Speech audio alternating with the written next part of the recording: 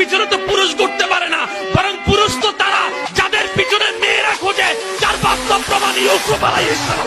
আধারে ভয় পেও না, আলো আছে আড়ালে, অন্ধকার পালিয়ে যাবে তুমি উঠে দাঁড়ালে। নিজেকে দাঁড়াতে হবে, নিজের সাথে নিজের শক্ত বোঝাপড়া করতে হবে। অন্যের দোষ খোঁজার সময় বাজারে সুলাইল কলা নিলে ওই সুলাইল কলার ভিতরে মাছি বসবেই না। তো আপনি রাস্তায় যদি বেপরদায় চলেন, মাঝে মাঝে ইফটিজিং তো হতেই পারে। আপনি ঠিক দুনিয়া ঠিক কথা বলুন, ঠিক কিনা? আমার আয়ুষ কোনোদিন বেহেশতে যাবে না। আজকে আমার মা বোনরা বেশি আধুনিক হওয়ার পিছনে একমাত্র দায়ী হলো স্টার জলসা। এখন তো রাস্তাঘাটে বের হইলে আটা ময়দার অভাব নাই, কথা ঠিক কিনা?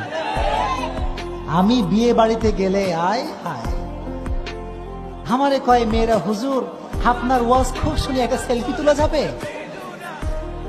আমিয়া বাংলাদেশে একটা সেলফি আমাকে কেউ তুলে আমার কি আর টিকা সম্ভব?